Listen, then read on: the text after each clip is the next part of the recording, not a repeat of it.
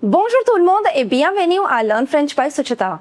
Je m'appelle Suchita, votre enseignante de la langue française, et dans cette vidéo, on va apprendre le participe passé, which means the past participle.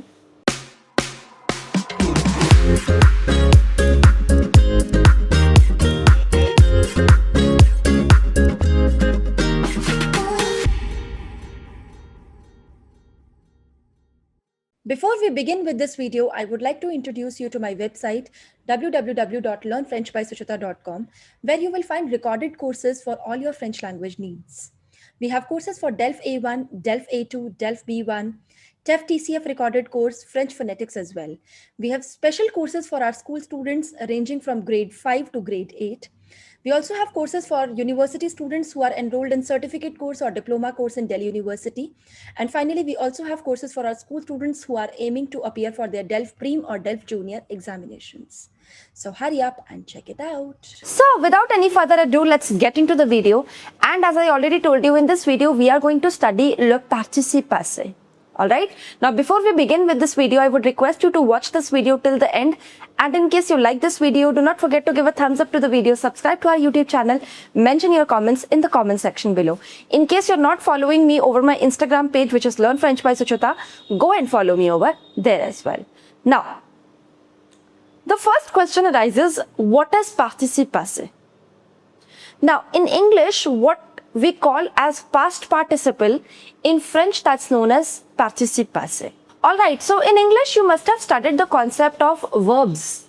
The verbs have three forms: present, past and past participle. This I'm explaining you in English first, then we will do it in French. Okay? Now, each verb in English carries three forms, right? This is the first form of the verb, which is known as present, the second form of the verb, which is known as past, and the third form of the verb, which is known as past participle, right? Now, this past participle, that in French is known as a participe passé, okay? First, we are understanding what is participe passé, okay? So, participe passé is in English is known as past participle. Now, take any verb, let's say eat. What are the three forms of eat? Eat, ate, eaten. Try, tried, tried. Go, went, gone. Drink, drank, drunk. Play, played, played. So this is the third form of the verb, which is known as past participle in English, and in French that's known as un participe passé. So now we have done what exactly is participe passé, and now let's do how do you make the participe passé in French. Alright, so I have divided this series into two parts. In the first part, we are going to study how do you make the past participles of the verbs in French which are regular ones. We are going to learn the formation of participe passé of the regular verbs. And in the second part, we are going to learn how do you write the participe passé of the irregular verbs, right? So now let's just do how do you write the participe passé of a verb, rather I should say of a regular verb in French, okay? Now, regular verb means the verbs which follow a general rule. And the irregular ones, that means the verbs which are exceptional verbs, okay? Now, so see, there are three types of verbs in French. There are three categories of verbs in French. First category, which are ER verbs. The second category, which are IR verbs. And the third category, which are RE verbs. Alright? Now, let's start with the first category, which is ER verbs. Okay? Now, in all the ER verbs, what do you have to do? In order to make the past participle, participe passé of the verbs which are ER, why they are known as ER verbs? Because all of them are ending with ER, right? How will you write the past participle? How will you write the participe passé of these verbs? You're going to remove this ER and you're going to write E with accent aigu, with the accent aigu, right? So here I've written multiple examples. Let's say the verb parler. Parler, which means to speak. The past participle, or rather I should say le participe passé of the verb parler would be parler, right? The pronunciation of both of them is same. Parler, parler. But parler is the past participle of the verb parler, right? Now, habiter, what will be the past participle? Just remove this ER, put E with accent aigu. So, habiter, habiter. Manger, Remove this ER, put E with accent aigu. Manger, manger, manger. Monter, which means to climb. Remove this ER. Monter is the participe passé of the verb monter. Next, aller.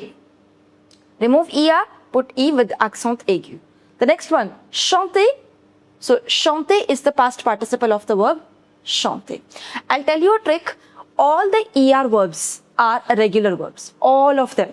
In terms of past participles, we do not even have a single exception in terms of ER verbs. So, whenever you see the ER verb, any ER verb, you are going to write the past participle in the similar way. There are no irregularities in ER verbs.